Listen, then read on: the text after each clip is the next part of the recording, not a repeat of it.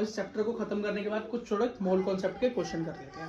देखो बेटा पहला क्वेश्चन क्या है, one atom of element x, पता नहीं कौन सा एलिमेंट है, एक्स बता दिया। हाँ, ये ऐसे क्वेश्चन बताते हैं। हाँ, अभी तक भी आते रहे तो इजी है ना। एक्स को थोड़ा सा हिंट देते हैं वो, हाँ, कि कौन सा कंपाउंड होगा। बेटा बहुत आसान है। देखो ये रहा one atom of an element, ठीक है, एक एलिमेंट है उसका एक एटम है, कोई एक्स बोल दिया है एलिमेंट, पता नहीं कौन सा है, उसका वेट कितना है 6.643 इंटू 10⁻23 ग्राम।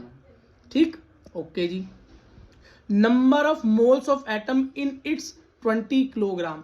तो कह रहा है अगर वो 20 किलो हो जाए, कितना 20 किलो हो जाए तो उसके अंदर नंबर ऑफ मोल्स कितने होंगे, नंबर ऑफ मोल्स कितने होंगे। बेटा उस फॉर्मूले को लगाने से पहले जो स्टेप फॉलो करने हैं वो तो देख लो, फॉर्मूला तो हमें पता है। तो बेटा दिया क्या हुआ है, मास, गिवन मास क्या है, मास जो गिवन मास है बेटा क्या है 20 किलो।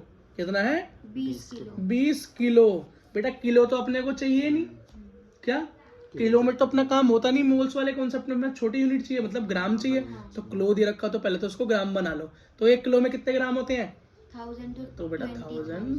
20,000। हाँ तो मैं इसको लिख सकता हूँ 20 मल्टीप्लाई 10⁻3, है ना, लिख सकता हूँ ना ग्राम। ठीक है बेटा, तो गिवन मास क्या हो गया, ये हो गया मेरा, कोई दिक्कत कोई दिक्कत नहीं।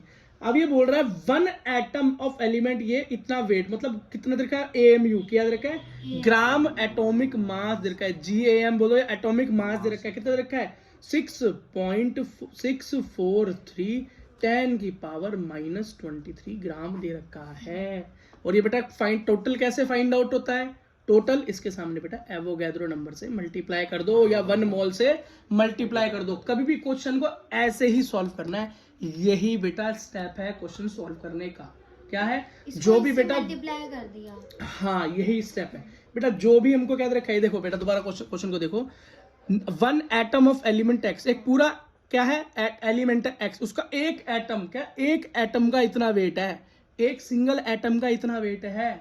तो और तुम्हें पता है कि भैया टोटल एक मोल के लिए कितने एटम होते हैं 6.022 × 10⁻23 एटम, मतलब क्या एटम्स मिलकर एक मोल बनाते हैं, समझ गए। तो बेटा ये तो खाली एक एटम का वेट है, किसका, खाली एक एटम का। तो 1 मोल का कितना होगा, 1 मोल का 1 ग्राम एटॉमिक मास का, तो ये बेटा मल्टीप्लाई करनी पड़ेगी 1 मोल से, 1 मोल से मल्टीप्लाई कर दो और टोटल ये ऐसे तो निकलेगा बेटा। यही होता है सेकंड स्टेप। फर्स्ट स्टेप तो क्या है बेटा, अगर यूनिट नॉर्मल ग्राम में दे रखी है तो कन्वर्ट करने की जरूरत नहीं, और नहीं रखी है बड़ी तो छोटी कर लो।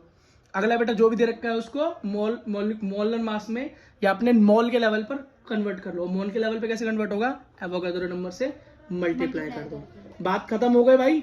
अगर मैं इसको मल्टीप्लाई करूं तो मेरा निकलता है 6.022 इंटू 10⁻23 मल्टीप्लाई 6.43 10⁻23। अब एक बात बताओ, क्या एक बात बताओ, यहाँ बेटा 23 माइनस यहाँ 23 प्लस, दोनों आपस में कैंसिल आउट हो जाएंगे।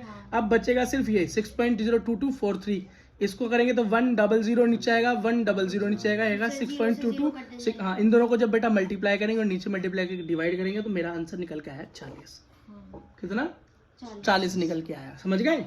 तो बेटा अब मेरे को पता है नंबर ऑफ मोल्स निकालने का फॉर्मूला होता है, नंबर ऑफ मोल्स निकालने का फॉर्मूला होता है गिवन मास मोलिकुलर मास, या अगर मोलिकुलर मास ना हो तो ग्राम एटॉमिक मास या AMU या GMU, हाँ ठीक है, या यूनिट।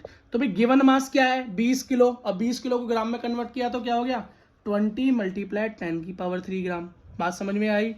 और बेटा इसका अभी एटॉमिक मास यूनिट क्या निकाल के आए थे हम, क्या निकाला अभी हमने, क्या निकाला बेटा, अभी हमने 40 निकाला, कितना 40 निकाला। बस बेटा इतना छोड़ दो तब भी आंसर, काटना चाहो तब भी बहुत आसान है। कैसे काटोगे, देखो 40 20 एकम 20 20 दूनी 40, ये कितना है 1000 ही तो है, अपन 2 काटो, 2 5 या 10 00, कितना 00, ये आ गया, 1 0 कम है।